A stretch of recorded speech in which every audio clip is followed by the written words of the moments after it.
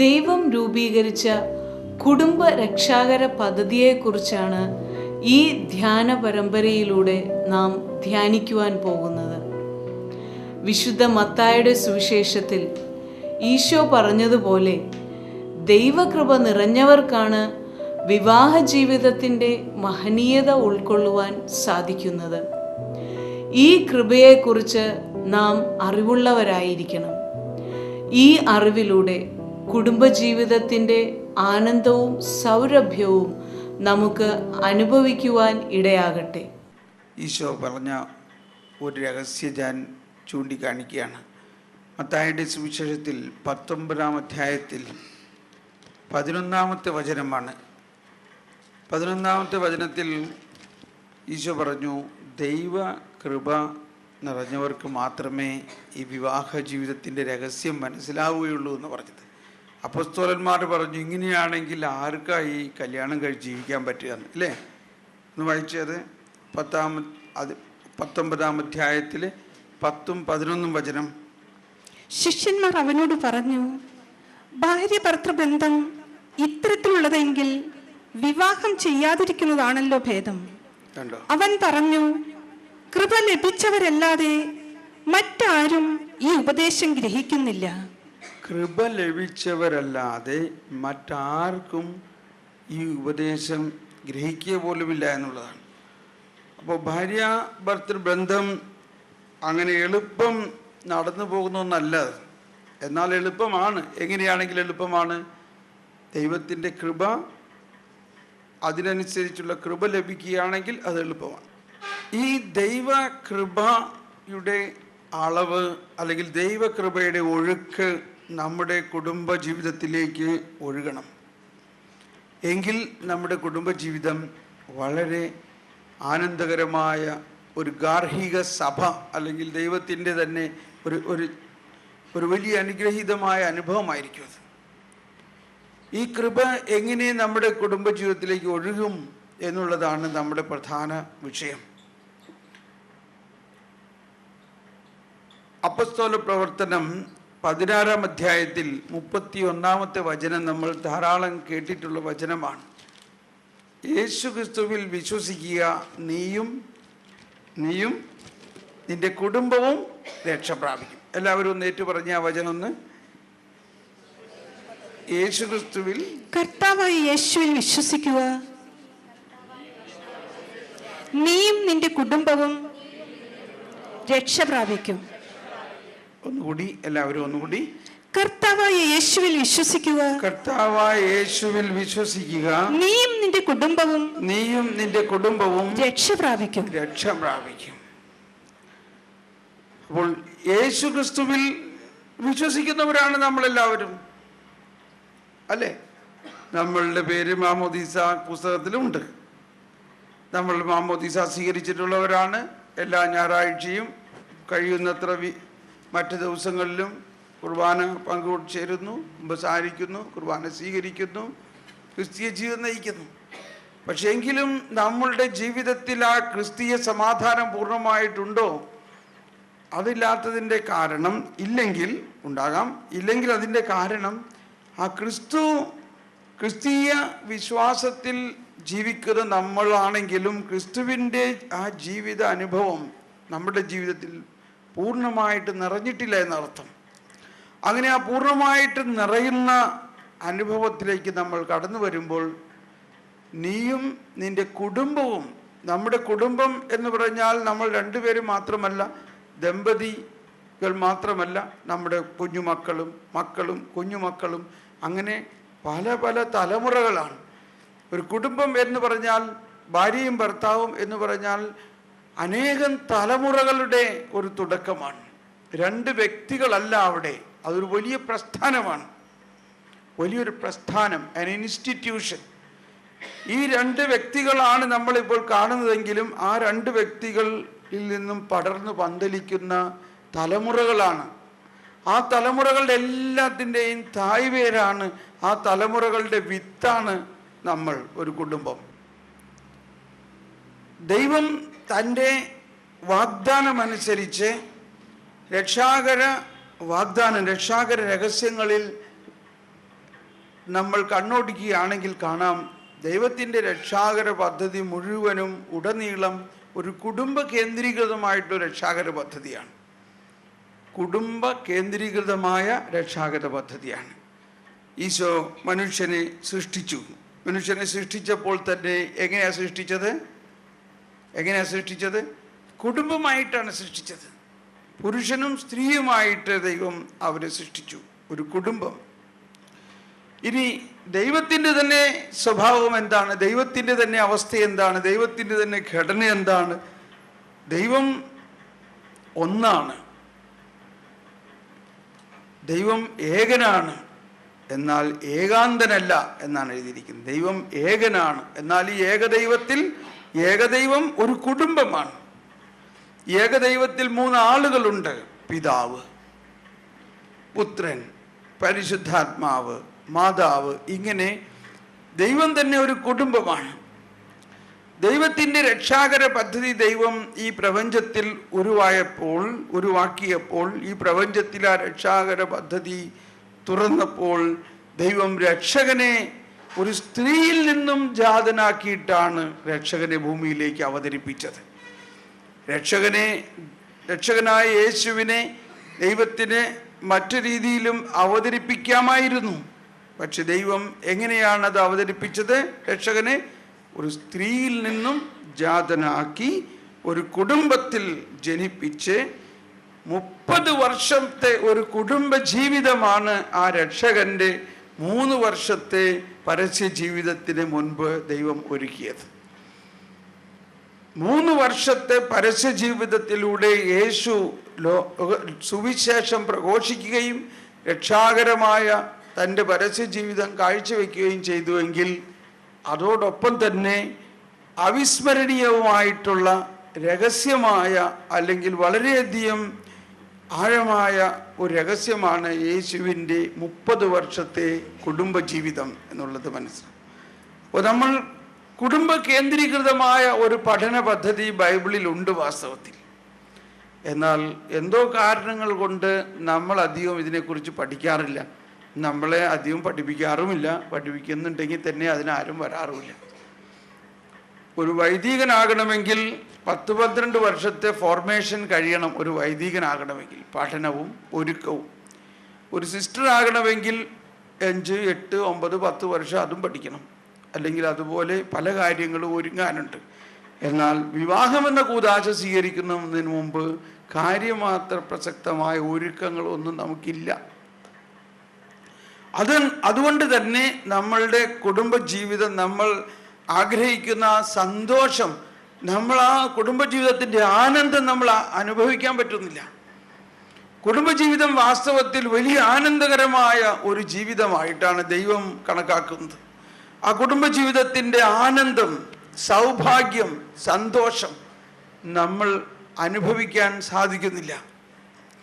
അനുഭവിക്കാൻ സാധിക്കാത്തതിൻ്റെ കാരണം നമ്മൾ കുറേയെല്ലാം അതിനെക്കുറിച്ച് പഠിക്കാനും ഒരുങ്ങാനുമുണ്ട്. അങ്ങനെ കുറേയെല്ലാം പഠിക്കുകയും ഒരുങ്ങുകയും ചെയ്താൽ മാത്രമേ നമ്മുടെ ജീവിതം വളരെ ആനന്ദകരമായിട്ടുള്ള ഒരു ജീവിതമാവും. ഞാനിപ്പോൾ ഒരു കഥ ഓർക്കുകയാണ്. ഒരു കഥ കേൾക്കാനായിട്ട് സന്തോഷമുണ്ടാവുമല്ലോ. കഥ ഇതാണ്: ആനയും പാപ്പാനും. ഒരാനയുടെയും പാപ്പാൻ്റെയും കഥയാണ്. മുതലാളി ആനയെ വാങ്ങി. അപ്പോൾ മുതലാളി വിചാരിച്ചിരിക്കുന്നത്, എനിക്ക് ഈ ആനപ്പുറത്ത് കയറി ഒന്ന് നടക്കണം, അല്ലെങ്കിൽ ആനപ്പുറത്ത് കയറി ഇരുന്നൊന്ന് യാത്ര ചെയ്യണം, നാട്ടുകാരൊക്കെ കാണണം. പക്ഷേ ആനയെ മേടിച്ച് അന്ന് മുതൽ മുതലാളിക്ക് കയറിയിരിക്കാൻ കിട്ടുന്നില്ല. പാപ്പാനാണ് ആനപ്പുറത്ത് കയറിയിരുന്ന് യാത്ര ചെയ്യുന്നതെല്ലാം. ഒരു ദിവസം മുതലാളി വിളിച്ചു പറഞ്ഞു, ഇനി താൻ ആനപ്പുറത്ത് കയറണ്ട, നാളെ മുതൽ ഞാൻ കയറിക്കോളാം എന്ന് പറഞ്ഞു. പാപ്പാൻ പറഞ്ഞു, മുതലാളിയുടെ ആന, മുതലാളിക്ക് ഇഷ്ടമുള്ള മാതിരി ചെയ്യാലോ. എന്നാൽ ശരി. പിറ്റേ ദിവസം പാപ്പാൻ ആനയെ കുളിപ്പിച്ചു. അങ്ങനെ ആനയെ കുളിപ്പിച്ച് പൂമുഖത്ത് കൊണ്ടുവന്ന് നിർത്തി. അപ്പോൾ ആളുകളെല്ലാവരും, ചുറ്റുപാടുള്ളവരെല്ലാവരും തടിച്ചുകൂടി. നാട്ടുകാരും വേലക്കാരും എല്ലാം അടുത്തുകൂടി. ഇതാ മുതലാളി ആനപ്പുറത്ത് കയറാൻ പോണു. അങ്ങനെ അവിടെ ഒരു ചെറിയ ജനക്കൂട്ടം ഉണ്ടായി. മുതലാളി ആനപ്പുറത്ത് കയറിയിരിക്കുകയല്ല, അടുത്തുണ്ടായിരുന്ന ആളുകളെല്ലാം ഒരു തമാശ, ഒരു ചിരിക്കാൻ തുടങ്ങി. ചിലർക്ക് ചിരി അടക്കാൻ പറ്റുന്നില്ല, ചിലരങ്ങ് കളിയാക്കി ചിരിക്കാൻ തുടങ്ങി, ചിലർ ചിരി അടക്കാൻ തുടങ്ങി. അപ്പോൾ മുതലാളിക്ക് ദേഷ്യമായി. അതെന്താ നിങ്ങൾ ചിരിക്കണേ? എൻ്റെ ആനയല്ലേ, എൻ്റെ ആന പുറത്തിരിക്കണതിന്, എൻ്റെ ആനയുടെ പുറത്ത് ഞാനിരിക്കണതിന് നിങ്ങൾ ചിരിക്കണെന്താ? അപ്പം അതിനകത്ത് ഒരാൾ, അല്പം ധൈര്യമുള്ള ഒരാൾ മുന്നോട്ട് വന്നിട്ട് പറഞ്ഞ്, മുതലാളിയുടെ ആന, മുതലാളിക്ക് ഇരിക്കണതിന് ഒരു വിരോധമില്ല, പക്ഷേ ആന പുറത്തിരിക്കുന്നത് സാധാരണ ആനയുടെ മുൻപിലേക്ക് തിരിഞ്ഞായിരിക്കാറ്, ആനയുടെ മുൻവശത്തേക്ക് തിരിഞ്ഞായിരിക്കാറ്. മുതലാളി ഇരിക്കുന്നത് ആനയുടെ പിൻവശത്ത് തിരിഞ്ഞായിരിക്കണം. അതുകൊണ്ട് ഞങ്ങൾ ചിരിച്ചു പോയതാണ്. കണ്ടോ, ഇപ്പോൾ നിങ്ങൾക്കും ചിരി വരുന്നില്ലേ? അപ്പോൾ ഇത് മുതലാളിക്ക് ആക്ഷേപമായി. ഇത് അപ്പം ഇയാൾ പറഞ്ഞു, അതുകൊണ്ട് ദയവ് ചെയ്ത് മുതലാളി എണീറ്റ് ഒന്ന് തിരിഞ്ഞിരിക്കണം, മുതലാളി എണീറ്റൊന്ന് തിരിഞ്ഞിരിക്കണം. മുതലാളി പറഞ്ഞു, ഇല്ല, ഞാൻ തിരിയൂല, തിരിയണമെന്നുണ്ടെങ്കിൽ ആനയോട് തിരിയാൻ പറയും.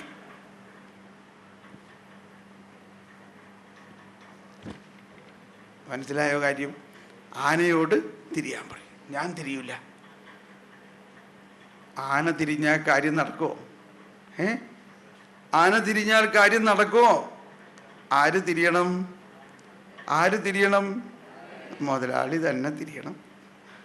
കാര്യം പറഞ്ഞതിൻ്റെ അർത്ഥം മനസ്സിലായോ? അപ്പോൾ ഇതൊരു ധ്യാനത്തിന് മുമ്പുള്ളൊരു ചെറിയ ചിന്തയായിക്കൊള്ളട്ടെ. നമ്മുടെ സാഹചര്യങ്ങളിൽ പലതും തിരിയണമെന്ന് നമുക്ക് ആഗ്രഹമുണ്ടാവും. നമ്മളുടെ ജീവിതം നേരെയാകണമെങ്കിൽ, നമ്മളുടെ കുടുംബം സന്തോഷകരമാകണമെങ്കിൽ ഏറ്റവും പ്രധാനമായിട്ട് ആരാ തിരിയേണ്ടത്? ആരാ തിരിയേണ്ടത്? ആരാ തിരിയേണ്ടത്? ഞാൻ തന്നെ തിരിയണം. ഞാൻ ഈ കഥ കേട്ട അന്ന് എനിക്ക് വലിയ സ്പർശനമായി. ഞാൻ അന്ന് പോയി എൻ്റെ ഭാര്യനെ അടുത്ത്, അന്ന് വരെ എല്ലാ ദിവസവും ഭാര്യ രാവിലെ എനിക്ക് 2-3 കപ്പ് കാപ്പിയൊക്കെ ഉണ്ടാക്കി കൊണ്ടുവന്ന് എനിക്കെന്ന് പറഞ്ഞാലേ ഞാൻ എണിക്കുള്ളൂ. പക്ഷെ അന്ന് ഞാൻ ഉദ്ദേശിച്ച് ഞാനൊന്ന് തിരിഞ്ഞു കളയാം എന്നുദ്ദേശിച്ച് ഞാൻ ചായ ഉണ്ടാക്കാൻ പോയി. രാവിലെ എഴുന്നേറ്റ് അടുക്കളയിൽ പോയി ചായ ഉണ്ടായി. അപ്പോൾ നോക്കിയപ്പോൾ അവിടെ പാത്രമെല്ലാം കഴുകാണ്ട് കിടക്കാം. അയ്യോ, ഇത് കഴുകാണ്ട് പിന്നെ എങ്ങനെ ചായ ഉണ്ടാക്കണം? അതെല്ലാം കഴുകി അടുക്കളയൊക്കെ ഒന്ന് വെടിപ്പാക്കി ചായയൊക്കെ ഉണ്ടാക്കി കൊണ്ടുവന്ന് ഭാര്യയുടെ മുമ്പിൽ ഇങ്ങനെ നിൽക്കുകയാണ്, എന്നാ ചായ കുടിക്കാൻ. ഓ, ഇതെന്ത് അത്ഭുതം അത്! അപ്പം ഞാൻ പറഞ്ഞു, ഞാനൊന്ന് തിരിയാൻ ശ്രമിക്കുക. ഇത് മനസ്സിൽ ഓർക്കുകയാണെങ്കിൽ, ഇതൊരു കഥയാണെങ്കിലും അതിൽ അർത്ഥമുണ്ട്, ഇല്ലേ? കാര്യമുണ്ട്, ഉണ്ടോ? സുവിശേഷത്തിൽ സുവർണ ലിപികൾ അല്ലെങ്കിൽ ഗോൾഡൻ റൂൾ എന്ന് പറയുന്ന ഒന്നുണ്ട്. എന്താ അതിന് മലയാളത്തിൽ പറയാം? ഗോൾഡൻ റൂൾ, സുവർണ നിയമം, സുവർണ നിയമം. അതെവിടെ എഴുതിയേക്കണമെന്ന് ആർക്കെങ്കിലും അറിയോ? മത്തായിയുടെ സുവിശേഷം 7-ാം അധ്യായം 12-ാമത്തെ വചനത്തിലാണെന്ന് തോന്നുന്നു. 7-ാം അധ്യായം 12-ാമത്തെ വചനം. മറ്റുള്ളവർ നിങ്ങൾക്ക് ചെയ്തു തരണമെന്ന് നിങ്ങൾ ആഗ്രഹിക്കുന്നതെല്ലാം നിങ്ങൾ അവർക്ക് ചെയ്യുവിൻ. ഇതൊരു ഗോൾഡൻ റൂൾ എന്നാ പറയുന്നത്. ഇതാണ് സുവിശേഷത്തിന്റെ മുഴുവനും ഒരു സാരാംശം എന്നാണ് അടുത്ത വചനത്തിൽ പറയുന്നത്. ഇതാണ് പ്രവാചകന്മാരും നിയമവും, ഇല്ലേ? ഇതാണ് നിയമവും പ്രവാചകന്മാരും. ഇതാണ് നിയമവും പ്രവാചകന്മാരും. അപ്പോൾ ഈ നിയമവും പ്രവാചകന്മാരും അവതരിപ്പിക്കുന്നത് മുഴുവൻ്റെയും സാരാംശം ഇതാണ്. മറ്റുള്ളവർ നമുക്ക് ചെയ്തു തരണമെന്ന് നാം ആഗ്രഹിക്കുന്നത് നാം അവർക്ക് ചെയ്യുക. അപ്പോൾ താനേ അവരിങ്ങോട്ട് ചെയ്യുമെന്നർത്ഥം. അപ്പോൾ നമ്മൾ നമ്മുടെ സാഹചര്യം ഇത് ശരിയല്ല, അത് ശരിയല്ല, അവൾ ശരിയല്ല, അമ്മായിയമ്മ ശരിയല്ല, അപ്പൻ ശരിയല്ല, മക്കൾ ശരിയല്ല, ഈ സ്ഥലം ശരിയല്ല, ഇതെല്ലാം ശരിയല്ല, ഇതൊക്കെ മാറിയാലേ കാര്യങ്ങൾ നടക്കുകയുള്ളൂ എന്ന് നമുക്ക് തോന്നുന്നുണ്ടെങ്കിൽ അത് ഈ ആന തിരിയണം എന്ന് ആഗ്രഹിക്കുന്ന മാതിരിയാണ്. ആന തിരിയണം എന്ന് ആഗ്രഹിച്ചാൽ ആന തിരിഞ്ഞാൽ കാര്യം നേരെയാകില്ല. ആര് തിരിയണം? മുതലാളി തന്നെ തിരിയണം, നമ്മൾ തന്നെ തിരിയണം. നമ്മൾ തന്നെ തിരിയണം എന്ന് പറയുമ്പോൾ ഇവിടെയാണ് നമുക്ക് സ്വാഭാവികമായിട്ടുള്ള ബുദ്ധിമുട്ട്. പ്രധാനമായ പ്രശ്നം നമ്മൾ തന്നെ നമുക്ക് അറിയണ്ടേ. ഇപ്പൊ മുതലാളിയുടെ അവസ്ഥ എന്താ? മുതലാളി പറയണത് ഞാനിരിക്കണത് ശരിയാണ് ഇല്ലേ? ഞാനിങ്ങനെ ഇരിക്കുന്നത് ചോദിച്ചിട്ട് എൻ്റെ ആനയുടെ പുറത്ത് എനിക്ക് ഇഷ്ടമുള്ള മാതിരി ഇരുന്നൂടെ? ഞാൻ ഇത്ര ലക്ഷം രൂപ കൊടുത്ത് വാങ്ങിയിരിക്കുന്ന ആനയാ, എൻ്റെ ആനയുടെ പുറത്ത് എനിക്ക് ഇഷ്ടമുള്ള മാതിരി ഇരുന്നൂടെ? നിങ്ങൾക്ക് എന്താണ്? അപ്പോൾ നമ്മൾ ഓരോരുത്തരിലും, ഇതിന് വേറെ വാക്കില്ല കേട്ടോ, അതുകൊണ്ട് ഞാനങ്ങനെ പറയാം, ആരെയും കുറ്റപ്പെടുത്തല്ല, നമ്മൾ ഓരോരുത്തരിലും കുറേ അജ്ഞതയുണ്ട്. അജ്ഞത അതിന് വേറെ ഏതെങ്കിലും ഒരു വാക്ക് പറഞ്ഞ്, അജ്ഞത. അത് ഞാൻ ആരെ താഴ്ത്തി പറയാൻ പറഞ്ഞതല്ല, വേറെ നല്ലൊരു വാക്ക് ഇതിനില്ല. എന്താണ് നമ്മൾ ഓരോരുത്തരിലും കുറച്ചുള്ളത്? എന്താണ് നമ്മൾ ഓരോരുത്തരിലും കുറച്ചുള്ളത്? ചില കാര്യങ്ങളിലുള്ള അജ്ഞതയാണ്. ഈ അജ്ഞത അകന്നു കഴിയുമ്പോൾ നമ്മുടെ ബുദ്ധി പ്രകാശിക്കും, നമ്മൾക്ക് ജ്ഞാനം കിട്ടും. ആ ജ്ഞാനം കിട്ടിക്കഴിയുമ്പോൾ നമ്മുടെ പ്രവൃത്തികൾ മറ്റു തരത്തിലായിരിക്കും. പല കുടുംബങ്ങളിലും നമ്മുടെ കുടുംബജീവിതത്തിലുണ്ടായിരിക്കുന്ന ചില ബുദ്ധിമുട്ടുകളും തകർച്ചകളും പരാജയങ്ങളുടെയും എല്ലാത്തിനെയും ഒറ്റ വാക്കിൽ നമുക്ക് പറയാൻ സാധിക്കും. ചില അജ്ഞതകൾ കൊണ്ടും ചില ബുദ്ധിയില്ലായ്മ കൊണ്ടും ചില വിഡ്ഢിത്തരങ്ങൾ ചെയ്തതുകൊണ്ടുമാണ്. അന്ന് അതിനെക്കുറിച്ച് ആരെങ്കിലും പറഞ്ഞു തരാനുണ്ടായിരുന്നെങ്കിൽ, അന്ന് ആരെങ്കിലും ഈ ഒരു അറിവ് തരാനുണ്ടായിരുന്നെങ്കിൽ ഞങ്ങളത് ചെയ്യൂലായിരുന്നു. ഈശോ തന്നെ സുവിശേഷ പ്രഘോഷണത്തിൻ്റെ ആദ്യഘട്ടത്തിൽ എന്താ ഈശോ ചെയ്തത്? അവൻ വായിക്കുക, മത്തായിയുടെ സുവിശേഷം 4-ാം അധ്യായം 23-ാമത്തെ വചനത്തിൽ കാണാം. മത്തായിയുടെ സുവിശേഷം 4-ാം അധ്യായം 23-ാമത്തെ വചനത്തിൽ പറയുന്നതാണ്, അവൻ അവരുടെ സിനഗോഗുകളിൽ പഠിപ്പിച്ചും രാജ്യത്തിന്റെ സുവിശേഷം പ്രസംഗിച്ചും ജനങ്ങളുടെ എല്ലാ രോഗങ്ങളും വ്യാധികളും സുഖപ്പെടുത്തിയും ഗലീലി മുഴുവൻ ചുറ്റി സഞ്ചരിച്ചു. അതെല്ലാവരും ഒന്ന് ഏറ്റുപറഞ്ഞ ഈ വചനം. അവൻ അവരുടെ സിനഗോഗുകളിൽ പഠിപ്പിച്ചും രാജ്യത്തിന്റെ സുവിശേഷം പ്രസംഗിച്ചും ജനങ്ങളുടെ എല്ലാ രോഗങ്ങളും വ്യാധികളും സുഖപ്പെടുത്തിയും ഗലീലി മുഴുവൻ ചുറ്റി സഞ്ചരിച്ചു. ഇതൊരു ആമുഖമായിട്ട് ഞാൻ പറയാണ്. നമ്മുടെ കുടുംബജീവിതം വിജയിക്കണമെങ്കിൽ നമ്മൾ കുറച്ച് കാര്യങ്ങളെല്ലാം പഠിക്കണം. കുടുംബജീവിതത്തെക്കുറിച്ചും ദാമ്പത്യ ജീവിതത്തെക്കുറിച്ചും പഠിക്കണം. അങ്ങനെ പഠിക്കുകയാണെങ്കിൽ നമ്മളുടെ ജീവിതം വളരെ ആനന്ദകരമാകും. നമ്മുടെ ജീവിതത്തിൽ ഇന്ന് ഉള്ള പല ബുദ്ധിമുട്ടുകളും കുറവുകളും കഷ്ടതകളുടെയും എല്ലാം കാരണം നമ്മൾ പഠിക്കാത്തത് കൊണ്ടാണ്. നമ്മൾ വിദ്യാഭ്യാസ സമ്പന്നരാണ് കേരളക്കാർ മുഴുവനും. കേരളം സാക്ഷരത നിറഞ്ഞൊരു രാജ്യമാണ്. എന്നാൽ ഈ രാജ്യത്താണ് ഏറ്റവും കൂടുതൽ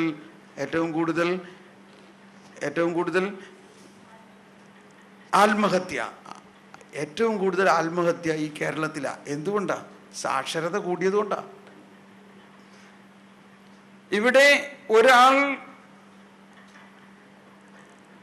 കിൻഡർ ഗാർഡൻ നഴ്സറിയിൽ കയറുന്ന ഒരു കുഞ്ഞ് പോസ്റ്റ് ഗ്രാജുവേറ്റ് വരെ പഠിച്ചു വരുമ്പോഴേക്കും 20 വർഷത്തോളം പഠിക്കുന്നുണ്ട്. 20 വർഷം പഠിക്കുന്ന ആ ഒരു വിദ്യാർത്ഥി കുടുംബജീവിതത്തെക്കുറിച്ച് എത്ര ക്ലാസ് പഠിക്കുന്നുണ്ട്? ഒന്ന് ചിന്തിച്ചു നോക്കിയേ. നമ്മൾ നമ്മുടെ മക്കളെ പഠിപ്പിക്കുന്നുണ്ടല്ലോ. കിൻഡർ ഗാർഡൻ, നഴ്സറി മുതൽ പോസ്റ്റ് ഗ്രാജുവേറ്റ് വരെ, യൂണിവേഴ്സിറ്റി വരെ നമ്മൾ പഠിക്കുന്നുണ്ട്. നമ്മുടെ കുട്ടികളും പഠിക്കുന്നുണ്ട്, പഠിപ്പിക്കുന്നുണ്ട്. ആരെങ്കിലും ഇതിനെക്കുറിച്ച് ചിന്തിക്കുന്നുണ്ടോ? എത്ര ക്ലാസ്, എത്ര പീരീഡ് കുടുംബജീവിതത്തെക്കുറിച്ച് ഇതിൽ പഠിക്കുന്നുണ്ട്? എന്താ നമ്മുടെ വിദ്യാഭ്യാസത്തിൻ്റെ അർത്ഥം? ബിസിനസ് മാനേജ്മെന്റിൽ ഗോൾഡ് മെഡൽ എടുത്ത് പാസ്സായി വന്ന ഒരു സഹോദരിയെ എനിക്കറിയാം. അവളുടെ പടവും വലിയ മാഗസിനുകളിലെല്ലാം ഉണ്ടായിരുന്നു. പക്ഷേ കുടുംബജീവിതത്തിൽ അവളുടെ മാനേജ്മെന്റ് വലിയ പരാജയമാണ്. ബിസിനസ് മാനേജ്മെന്റിൽ ഗോൾഡ് മെഡലാണ്, അതേസമയത്ത് കുടുംബ മാനേജ്മെന്റിൽ ഭാര്യ ഭർത്താവിൻ്റെ കൂടെയല്ല, കുഞ്ഞിൻ്റെ കൂടെയല്ല, 3 പേരും 3 ദിക്കിൽ ഇനി വിവാഹമോചനത്തിന് കേസ് കൊടുത്തുകൊണ്ടിരിക്കുക. അപ്പോൾ എവിടെയോ നമ്മുടെ പഠന പദ്ധതിയിൽ അല്ലെങ്കിൽ നമുക്ക് എന്തോ പഠിക്കാനുണ്ട്. ഈശോ പഠിപ്പിക്കുകയാണ് ആദ്യം ചെയ്യുന്നത്. അപ്പോൾ ഈ പഠനം ഒരു ആമുഖമായിട്ട് ഞാൻ പറയാം, നിങ്ങൾക്ക് ഇതിന് ഉത്സാഹം ഉണ്ടാകും. ഇത് എന്തിനാണ് ഈ 3 ദിവസം ഇവിടെ ഇരിക്കുന്നത്? ഇതിടെ ഇരിക്കുന്നത് പഠിക്കാൻ വേണ്ടിയാണ്. ഇത് 3 ദിവസം പഠിച്ചാൽ തീരുന്ന കാര്യമൊന്നുമല്ല. ധാരാളം ദിവസം പഠിക്കാൻ ഉള്ള കാര്യങ്ങൾ ഇതിലുണ്ട്. പഠിക്കുമ്പോൾ എന്ത് ലഭിക്കും? നമ്മുടെ അജ്ഞത അകലും, നമ്മുടെ ബുദ്ധി പ്രകാശിക്കും, എന്താണ് സത്യം എന്ന് നമുക്ക് മനസ്സിലാകും. അതാണ് സുവിശേഷം തന്നെ മനസ്സിലാക്കാൻ ആവശ്യമായിട്ടുള്ളത്. അതുകൊണ്ടാണ് ഈശോ ഗലീലി മുഴുവൻ ചുറ്റി നടന്ന് എന്ത് ചെയ്തു? ആദ്യം അവരെ പഠിപ്പിക്കുകയായിരുന്നു. നമ്മുടെ സുവിശേഷവൽക്കരണത്തിൻ്റെ ആദ്യ ഘടകം ഇങ്ങനെയായിരുന്നു. പള്ളിയുണ്ടായി, ഉടനെ എന്തുണ്ടായി? പള്ളിക്കൂടം ഉണ്ടായി. എന്തുകൊണ്ടാ? പള്ളി ഉണ്ടായതുകൊണ്ട് മാത്രം പോരാ, മനുഷ്യന്റെ അജ്ഞത അകലണമെങ്കിൽ അവൻ പഠിക്കണം. പക്ഷെ ഈ പഠനത്തിൽ എന്ത് പഠിക്കണം, എങ്ങനെ പഠിക്കണം എന്നുള്ളത് ധാരാളം പഠിക്കാനുണ്ട് നമുക്ക്. വലിയ ശാസ്ത്രജ്ഞന്മാർ തന്നെയുണ്ട്, എന്തോരം പഠിച്ചവരാണ്. പക്ഷെ പല ശാസ്ത്രജ്ഞന്മാരും കുടുംബജീവിതത്തിൽ പരാജയമാണ്. ഓക്കെ, അപ്പോൾ നമ്മൾ കുടുംബജീവിതം വിജയിക്കണമെങ്കിൽ നമ്മൾ പഠിക്കണം. കുടുംബജീവിതത്തിൻ്റെ രഹസ്യങ്ങൾ എങ്ങനെയാണെന്നും അത് തലമുറകളായിട്ട് എപ്രകാരം വളർത്തിയെടുക്കാമെന്നും നമ്മൾ പഠിക്കണം. ഇത് വലിയ വിദ്യാഭ്യാസമൊന്നുമല്ല, വളരെ ലളിതമായ കാര്യങ്ങളാണ് സുവിശേഷത്തിൽ പറഞ്ഞിരിക്കുന്നത്. സുവിശേഷത്തിനെ ആസ്പദമാക്കി നമ്മൾ പഠിക്കുകയാണെങ്കിൽ നമ്മുടെ ജീവിതം വളരെ മനോഹരമാകും. ഞാനൊരു സംഭവം ഓർക്കുകയാണ്. ഒരു വിവാഹമോചനം തേടി വന്നിരിക്കുന്ന ഒരു ദമ്പതിമാർ, അവർ 2 പേരും വലിയ വാശി, വൈരാഗ്യം, വഴക്ക്. 2 പേരും ഒരു വാക്ക് പറഞ്ഞാൽ ഉടനെ പൊട്ടിത്തെറിക്കും. അവർക്ക് ഒരു വാക്കിൽ പോലും യോജിക്കാൻ പറ്റുന്നില്ല. ഭയങ്കര ഫൈറ്റിങ്. ഒന്ന് മിണ്ടിയ ഉടനെ അടിയായി, ബഹളമായി. ഇവർ എൻ്റെ അടുത്ത് വന്നിരിക്കുന്നത് ഇത് പറഞ്ഞുകൊണ്ടാണ്, ഞങ്ങൾ 28 വർഷമായിട്ട് എന്നും ബഹളമാണ്. വിവാഹം കഴിഞ്ഞിട്ട് 28 വർഷമായി, പക്ഷെ ഒരു ദിവസം പോലും ഞങ്ങൾക്ക് ബഹളം ഉണ്ടായിരുന്നിട്ടില്ല. എന്തിനാ ഇങ്ങനെ ജീവിക്കണേ? അതുകൊണ്ട് ഞങ്ങൾ തീരുമാനിച്ചു ഇനി ഇങ്ങനെ ജീവിക്കേണ്ട. അതുകൊണ്ട് വിവാഹം മോചിപ്പിക്കാൻ ഞങ്ങൾ തീരുമാനിച്ചു. ഇത് ഞങ്ങൾ 2 പേരും വളരെയധികം ചിന്തിച്ചിട്ട് വേറെ ഒരു വഴിയില്ല, അതുകൊണ്ട് ഞങ്ങൾ തീരുമാനിച്ചിരിക്കുകയാണ്. പക്ഷെ എന്നിരുന്നാലും സാറിൻ്റെ അടുത്ത് വന്ന് ഇതിനെക്കുറിച്ചൊന്ന് പറഞ്ഞിട്ട് ഞങ്ങൾ ഉടനെ ഇതങ്ങ് അവസാനിപ്പിക്കാം. അപ്പോൾ എന്താ എൻ്റെ അഭിപ്രായം? മനസ്സിലായി? 28 വർഷമായിട്ട് ഒരു ദിവസം പോലും സമാധാനമില്ലാത്തൊരു കുടുംബം. 28 വർഷമായി വിവാഹമായിട്ട് എല്ലാ ദിവസവും ബഹളം, തല്ലുപിടുത്തം. അവിടെ തന്നെ വെച്ച് അവർ വർത്താനം പറഞ്ഞ് ഉടനെ തല്ലുപിടിക്കാൻ തുടങ്ങി.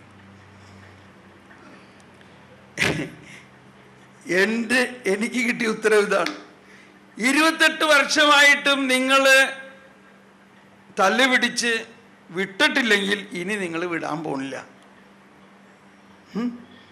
28 വർഷമായിട്ട് നിങ്ങൾ എന്നും തല്ലുപിടിച്ചിട്ട് നിങ്ങൾ പിരിഞ്ഞിട്ടില്ലെങ്കിൽ ഇനി നിങ്ങൾ പിരിയാൻ പോണില്ല. മനസ്സിലായി? എനിക്ക് അങ്ങനെ തോന്നി. 28 വർഷമായിട്ട് നിങ്ങൾ എന്നും തല്ലുപിടിച്ചിട്ട് പിന്നെ നിങ്ങൾ ഒരുമിച്ച് എന്തോ ജീവിക്കണത്? അതാണ് ദൈവത്തിൻ്റെ ഐക്യം എന്ന് പറയുന്നത്. അതിലെ കർത്താവ് പറഞ്ഞത് ദൈവം യോജിപ്പിച്ചതിനെ മനുഷ്യന് അകറ്റാൻ സാധ്യമല്ല. 28 വർഷമായിട്ട് നിങ്ങളിത് തകർക്കാൻ നോക്കിയിട്ട് പറ്റിയോ? പറ്റില്ല. ഇവരാകെ അന്തം വിട്ടിങ്ങി ഇരിക്കാൻ തുടങ്ങിയാണ്. അങ്ങനെ ഞങ്ങൾ ചിന്തിച്ചില്ലല്ലോ. അങ്ങനെ അവർ ചിന്തിച്ചില്ല. 28 വർഷമായിട്ട് പൊരിഞ്ഞ യുദ്ധം, എന്നിട്ടും അവരുടെ വിവാഹം മോചിക്കപ്പെട്ടിട്ടില്ല. അത്രയ്ക്ക് ശക്തമാണ് വിവാഹം.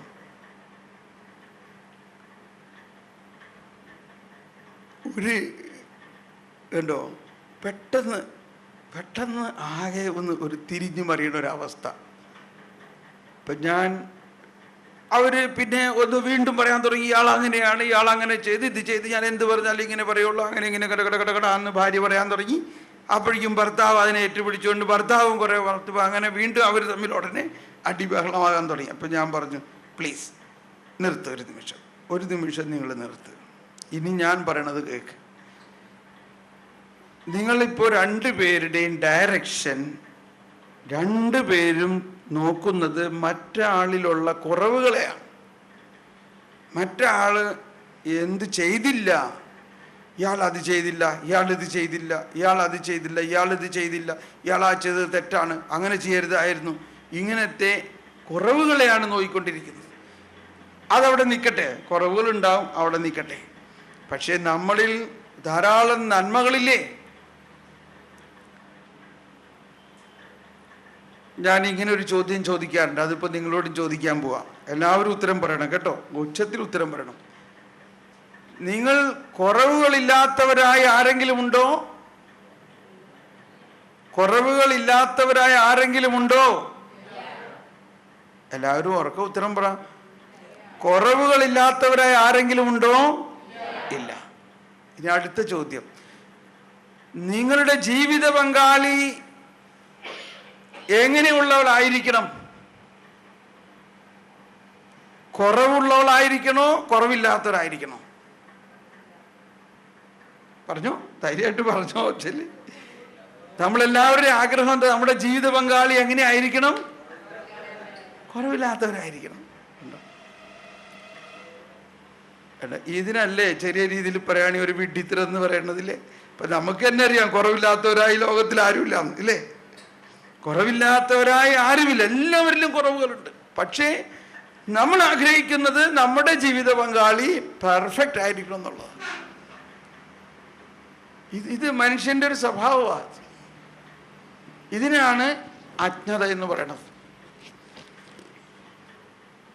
എല്ലാ മനുഷ്യരിലും കുറവുണ്ട്,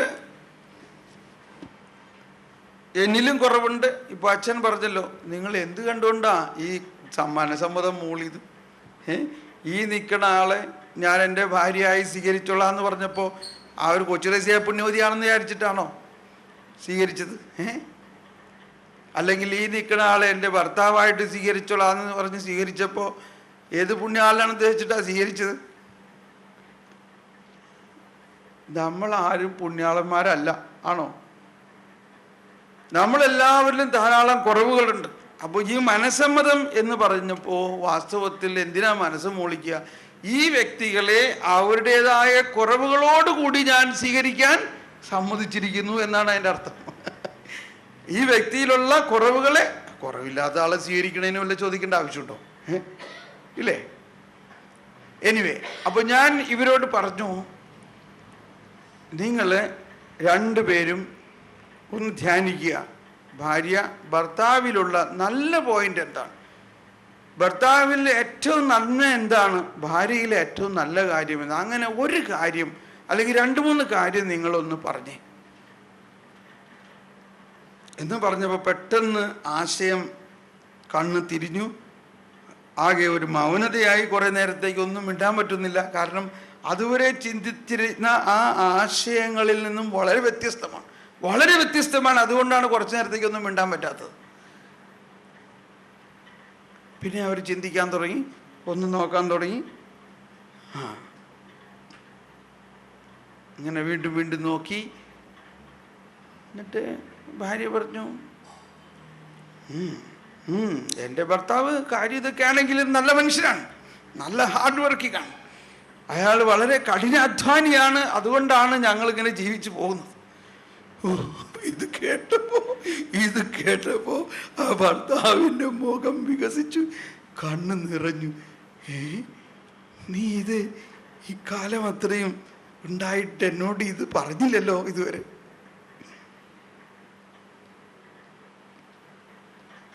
അന്ധകാരത്തിൽ ഒരു മെഴുകുതിരി കത്തിക്കുമുണ്ടാവുന്ന ഒരു അനുഭവമാണ്. അന്ധകാരത്തിൽ ഒരു മെഴുകുതിരി കത്തിക്കുമ്പോഴേ നമ്മൾ വീട്ടിൻ്റെ അകത്ത് കടന്നു വരുമ്പോൾ ഇരുട്ടാണല്ലോ, ഒരു മെഴുകുതിരി കത്തിക്കുമ്പോൾ ഒരു അനുഭവം ഉണ്ടാവില്ലേ? എന്ന പോലെ ഒരു അനുഭവം അവിടെ അവർ രണ്ടുപേരുടെ ഹൃദയത്തിൽ. ഉടനെ ഭർത്താവ് തിരിച്ചടിക്കാൻ തുടങ്ങി.